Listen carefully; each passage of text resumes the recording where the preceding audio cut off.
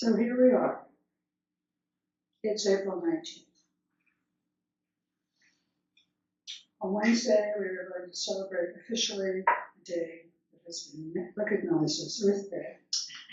And on Friday, I hope some of you will be planting trees in recognition of Arbor Day. I was very fortunate when I lived in the Netherlands to buy a pasture adjacent to my farmhouse.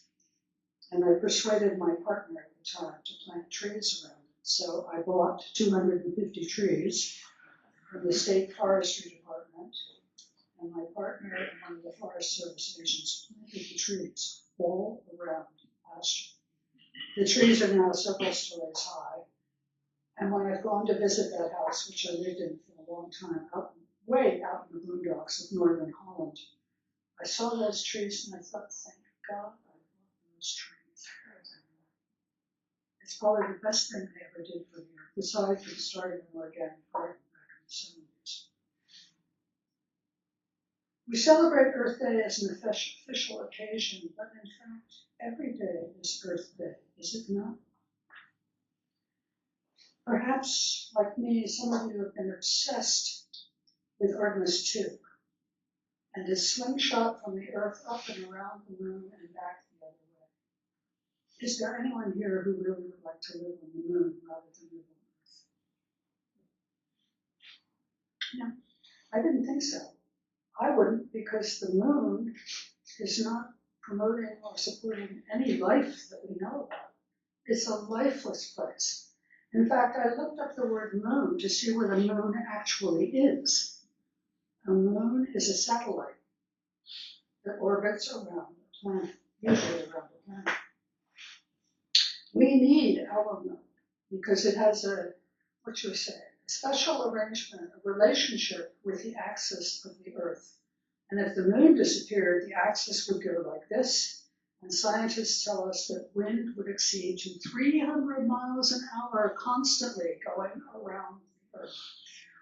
You know that we're on an axis that tips. It's not straight up and down, it's on an angle. For a reason, it has to do with the revolutions of our Earth. I learned a lot of science while I was thinking about going to the moon. And I thought about a couple of songs which I sang over here. I'm going to take you to the moon and back if you be my baby, be my baby. That's from Savage Garden. And the old Frank Sinatra hit, fly me to the moon and let me play among the stars. Let me see what life is like on Jupiter and Mars. And we happen to know it wouldn't be very exciting life, would it? Mars and Venus are the two planets that do not have moons. And the reason they don't is because of their proximity to the sun. The sun would be so strong it would destroy what goes on those moons. So there are none there. All the other planets have moons. And not only that, another thing I learned is that Earth is the only planet that isn't named after a Greek or Roman deity. Think about that. Mars, Venus, Jupiter, Saturn.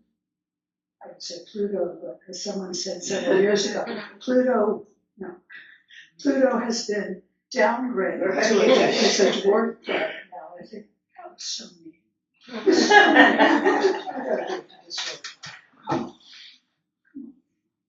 Well, some more thoughts about Earth.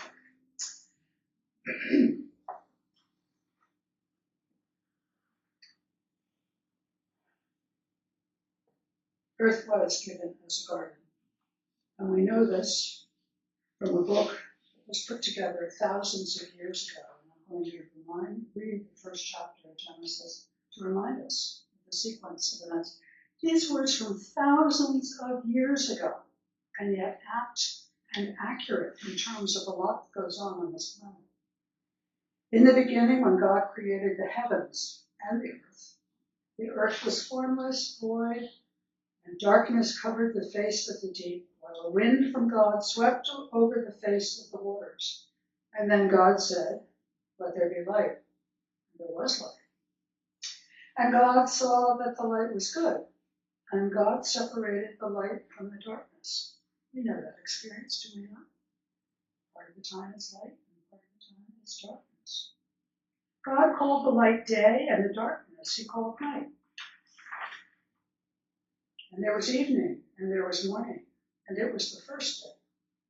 And God said, let there be a dome in the midst of the waters, and let it separate the waters from the waters. So God made the dome and separated the waters that were under the dome from the waters that were above the dome. And so it was so. And God called the dome sky. And there was evening, and there was morning, and that was the second day. And God said, let the waters under the sky be gathered together in one place, and let the dry land appear. And it was so. God called the dry land earth, and the waters that were gathered together he called seas. And God saw that it was good.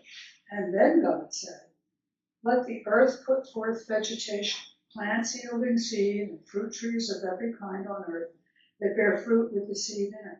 And it was so. The earth brought forth vegetation, plants yielding seed of every kind, and trees of every kind bearing fruit with the seed in it. And God saw that that was good. And there was evening, and there was morning, and that was the third day. And God said, let there be lights in the dome of the sky to separate the day from the night. And let them be for signs and for seasons and for days and years. And let them be lights in the dome of the sky to give light upon the earth. And it was so. God made the two great lights, the greater light to rule the day and the lesser light to rule the night and the stars. God set them in the dome of the sky to give light upon the earth, to rule over the day and over the night, and to separate light from darkness. And God saw that it was good. And there was evening, and there was morning, the fourth day. I'm going to skip a few days and go to another big thing before this.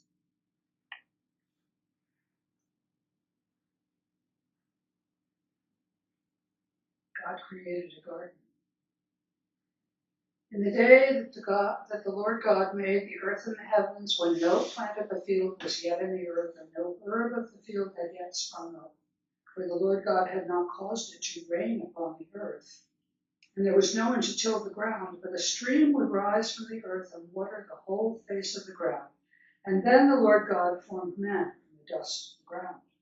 And the Lord God planted a garden in Eden, in the east, and there he put the man whom he had formed. Out of the ground the Lord God made to grow every tree that is pleasant to the sight and good for food, the tree of life, and also in the midst of the garden, the tree of the knowledge of good and evil. So even then, those thousands of years ago, the notion of lights in the sky was evident. The idea that there was a garden on the earth and that the earth itself was a garden was there. Cast your mind back. Can you imagine what life was like 2,000 or 3,000 years ago? Or before that? I can. I find it astonishing to read these words and go, wow. Wow. And these were people who were not writing. They were passing all of this down by word of mouth. And yet they had a sense, they had a great sense of the mystery surrounding life, surrounding the planet that we live on. In fact, a lot of Unitarians are very nervous about the word God.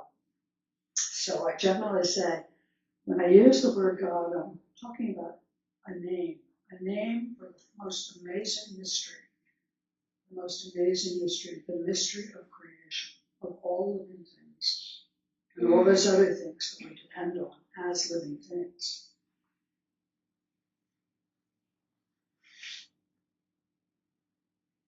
Did any of you follow the launch of Artemis 2 as it went? Anybody?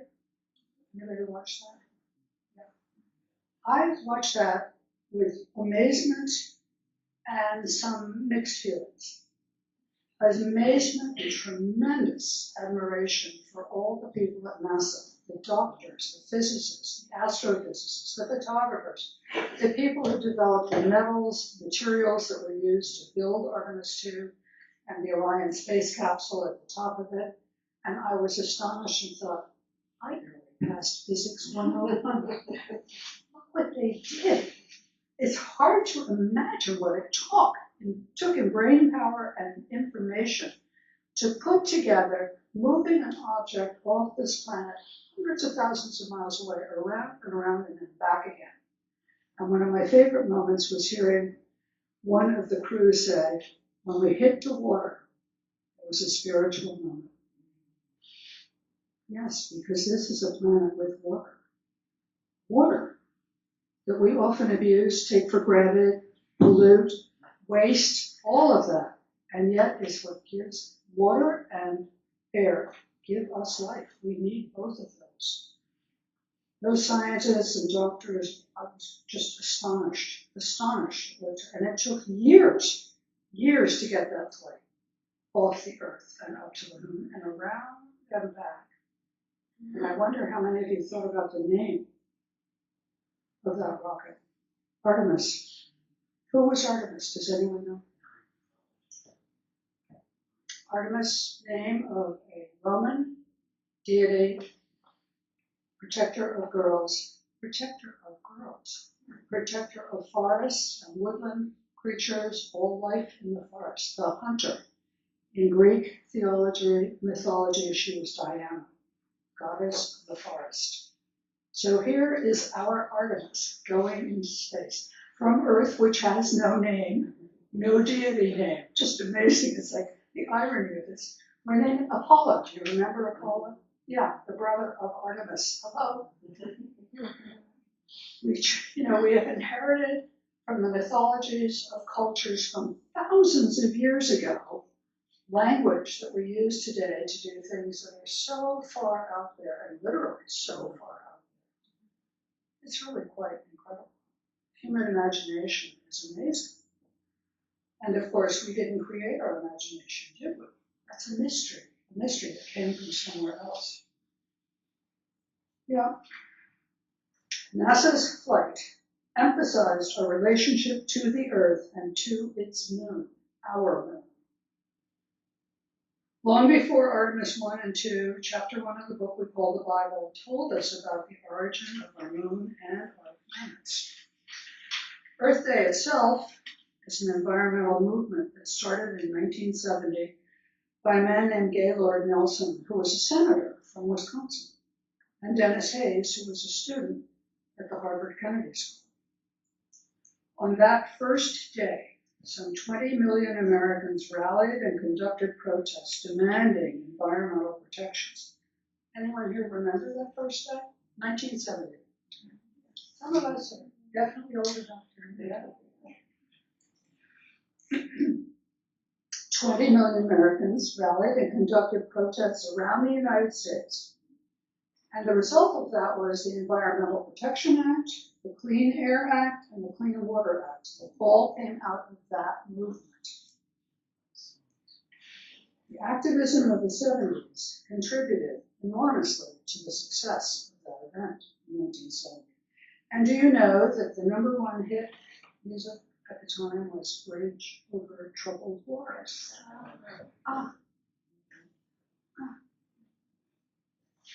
I will carry you. I will lay me down. It's all about sacrifice, about being together. The bridge over the troubled waters.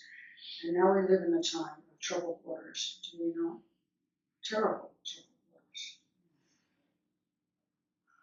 The Earth Day flag features NASA's blue marble photo of the Earth on a blue field. You know that photo?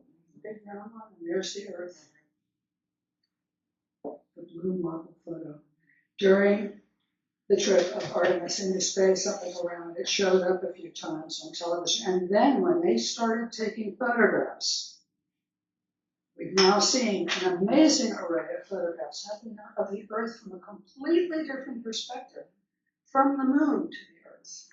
And we've seen the backside of the moon, which had only been seen, I believe, once before, a long, long time ago by a Russian ship that went there. There was nobody on it, but the ship went by and took some photographs of it. The dark side of the moon. The dark side of the moon. Another phrase that's in our language. The subject of another song, the dark side of the moon. Who wants to move to the dark side? What is on the moon? What's there? Speak. What's on the moon? Dust. Dust and holes. Dust, holes, craters, and places they have named as seas, and the remains of what appear to have been volcanoes, volcanic action of some sort on the moon. It's not a very appealing place, is it? You wouldn't want to take your beach chair and stretch out, would you? I don't think so. It's very uninviting, very uninviting. And yet, humans have been fascinated by the moon for thousands of years, have they not? I, not jokingly, but seriously describe myself as a lunatic. By that I mean I follow the phases of the moon. I watch the night sky often. I follow every full moon. I go out deliberately to be outside under the full moon, and I'm just riveted by the way it reflects light. It has no light. It reflects light, of course. It is our night light, the great night light of all time. On May 1st, we will come to the flower moon. You may know the story of the killers of the flower moon. That's the May 1st full moon this year. That those Indians in Oklahoma were murdered during killers of the flower moon. I know the names of all the moons, the harvest moon, the hunter moon, the cold moon, pink moon, it goes on and on. I wasn't kidding when I said it was a lunatic. I encourage you, if you have not gone outside under a full moon, to do that sometime. Just go stand there or sit there and watch the sky as the moon is crossing it. It's an amazing sight. It's another miracle in the world we live in, is it not? There's the moon. It keeps our axis in the correct position so that the Earth turns as it needs to turn, and we don't fall off it, and we are not blown off it. The Earth and its symbiotic relationship with the moon, how interesting is that?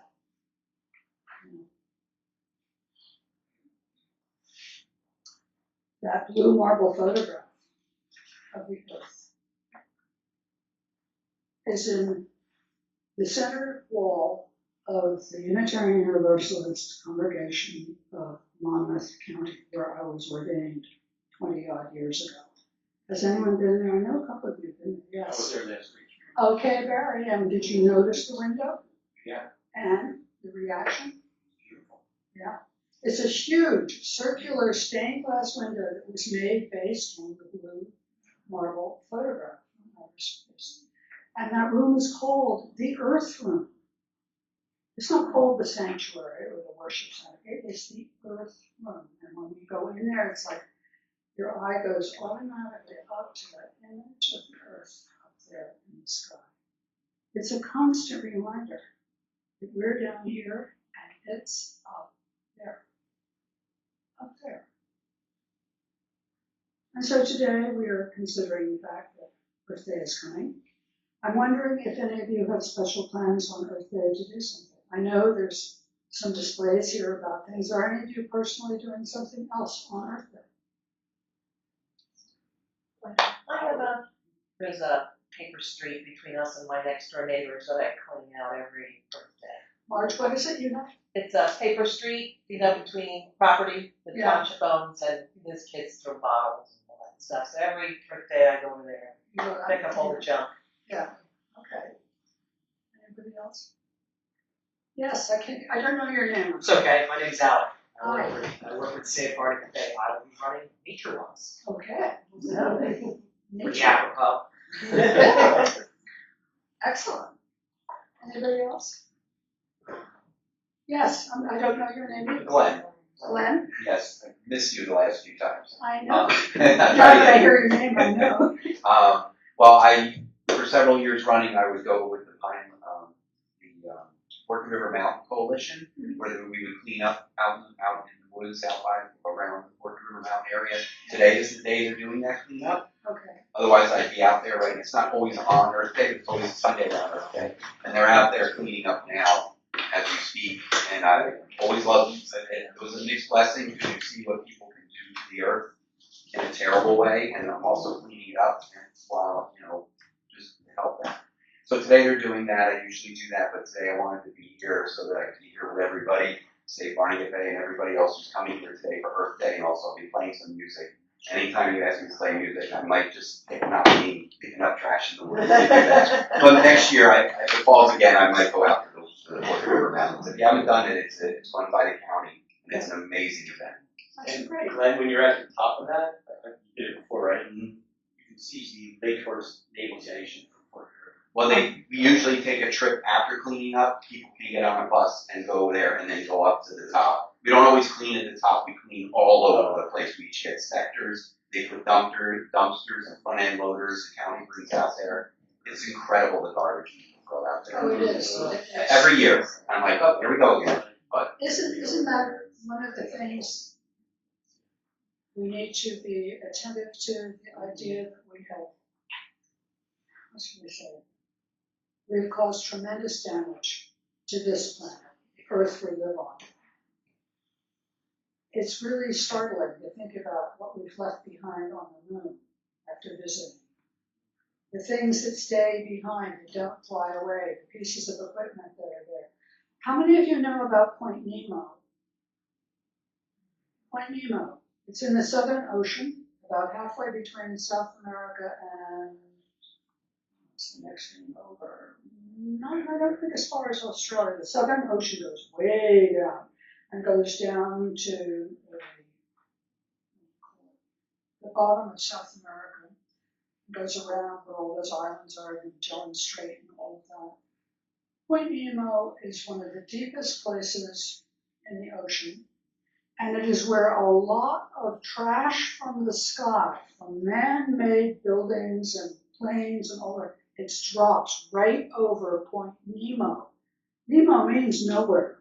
Like Captain Nemo in 20,000 Leagues Under the Sea, or Finding Nemo in that movie. It is a mystery place. The currents around it are ferocious. It's very difficult to get to by ship. And the Atlantic Monthly 2 years ago wrote a big story about Point Nemo and what happens there. And all I could think of was that particular part of the ocean is being used as a garbage can. Nothing floats on top because the current goes like this. It all drops down deep into the ocean. And I think, isn't it amazing how much we create that we can't get rid of? We cannot get rid of the things that we build. Even the clothes we wear, we have a hard time getting rid of. There are all kinds of things that once it's been created, it never goes away. It's like that teaching of nothing disappears that's made on Earth, including all the dust. It's exhausting to think about all of that. I'm sorry if I'm it's important, to put some of this stuff in perspective, to think how immense the universe is, that we are one planet. Venus is our sister planet because Venus is very close to us and is almost the same size as Earth, but there's no life on Venus as far as we know. We are living planet, and hence garden. Yeah.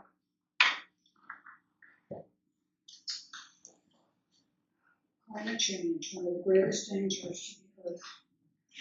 Also biodiversity loss, destruction of habitat, endless pollution of all different levels, and ecosystem collapse. The one thing that endangers us possibly from outside the Earth, asteroids attacks. You probably might have seen Deep Impact with that other one with Bruce Willis. Armageddon. Armageddon, I used to call it. Armageddon. Yes. Yes, those are the threats from the outside. But we are the threats here on Earth, are we not? As animals, we have created more destruction than any other species. And therefore, it is entirely up to us to correct what we have done, to take care of what we have, and to understand that this garden planet is the garden for which we are the gardeners. We have to consider ourselves that way. On Arbor Day, which existed long before Earth Day, people are encouraged to plant seedlings and other things. And I was thinking, Barry, what you said about that tree at your house. I'm going to out myself now. I was born in 1947. Okay, do the math. I moved into a house that was built in 1947 and planted in front of my house, as in olden days, are two Norway spruce trees that are 7 stories high. 7 stories high. And I used to say, I was planted the same year the trees were planted. The same year my house was built. Yay, 1947. And then in Superstorm Sandy, one of the trees fell diagonally across my house. I don't think you've lived until you've lived in a house with a sound like that tree right across. It was so big, it extended 15 feet beyond my house on both sides. You could not see my house from the street. It broke the chimney, destroyed half the roof, branches were coming through. And I was in the house when it happened.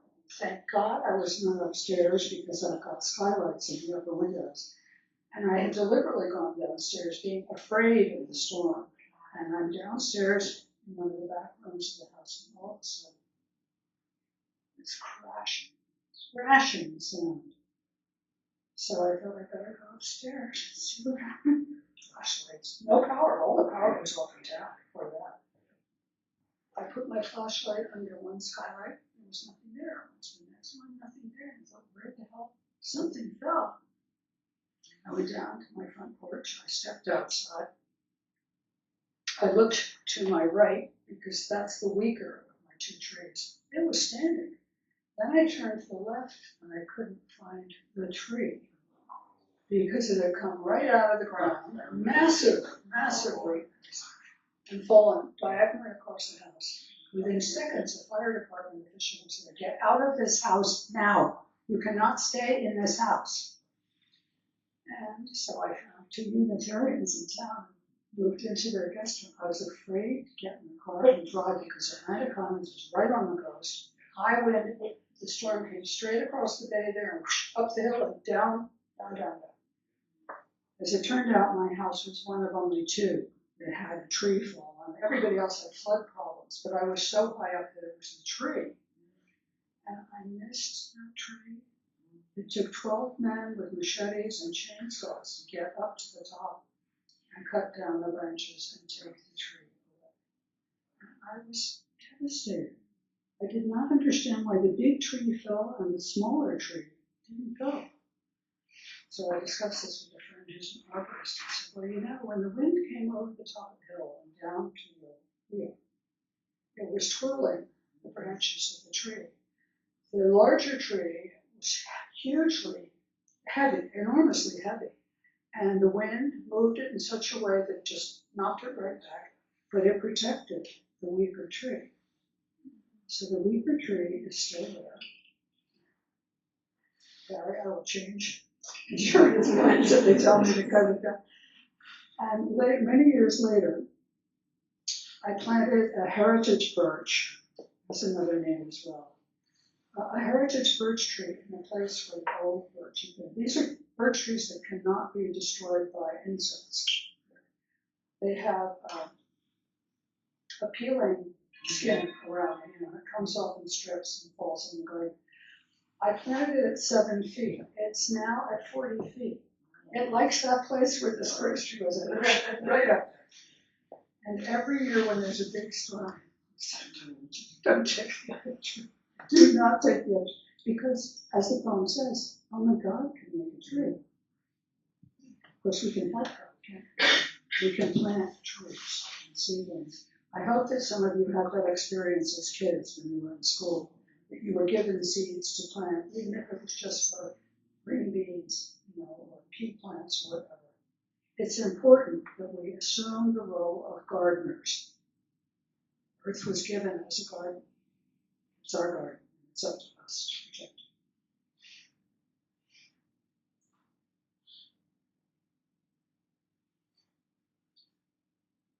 Does anyone know when Arbor Day actually started?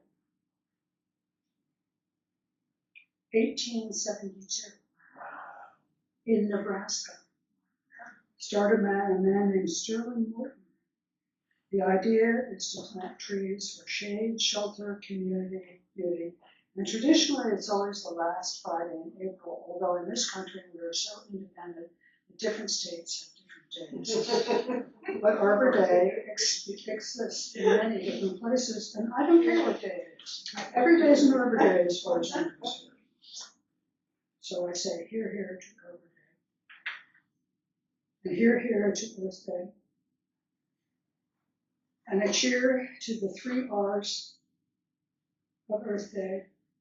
Does anyone know the 3 R's? Not reading, writing, arithmetic. Reduce, reuse, recycle. So I'm going to wish you all a wonderful Earth Day. I hope you're outside to enjoy it. Whether it's fine weather or nasty weather, it's weather.